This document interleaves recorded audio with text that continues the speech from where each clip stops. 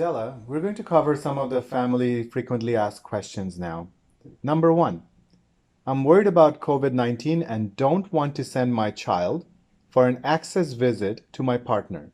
What can I do? Well, the first thing that I would recommend is this. Is there an existing court order for access? If there is an existing court order, it is very important that you comply with court orders, notwithstanding that we're living in a period of COVID-19 times. The family court is not going to be happy if a parent simply violates a court order without a valid reason.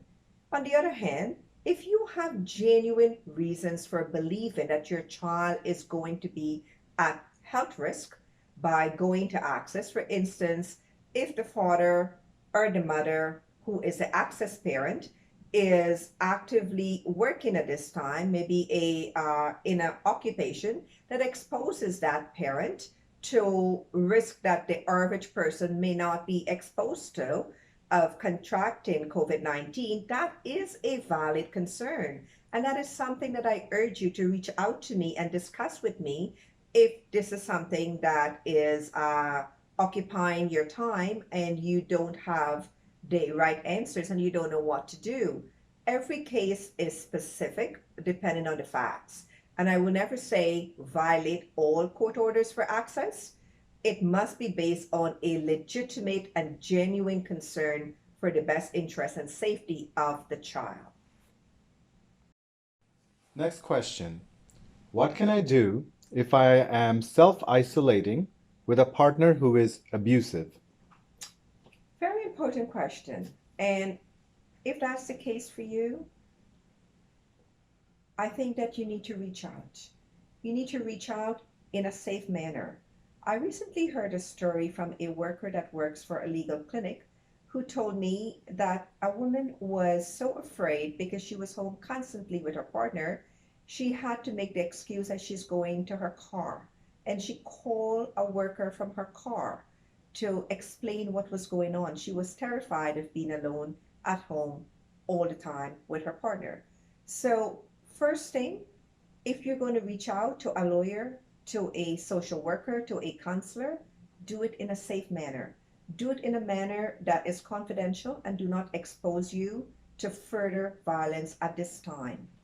Do it in a way that the number is not traced, so that if your partner looks at your phone, the number of the lawyer is not displayed.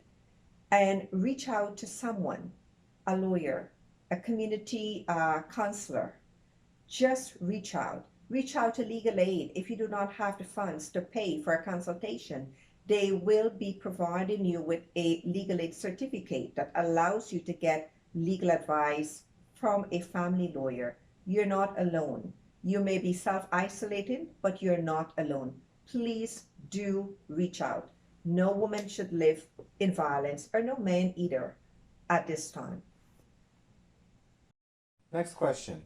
If I'm a frontline worker right now and I'm hesitant to see my child, in fear of exposure, what do you recommend for me to do? Well, Sammy, I think that one needs to look at what access really means in today's time of technology. You can have FaceTime with your child every single day.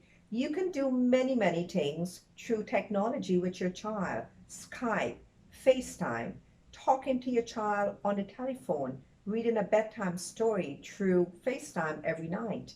I suggest that we all get very creative at this time and we think of technology as our friend during this time. We reach out and we make sure that we observe routines in a safe way.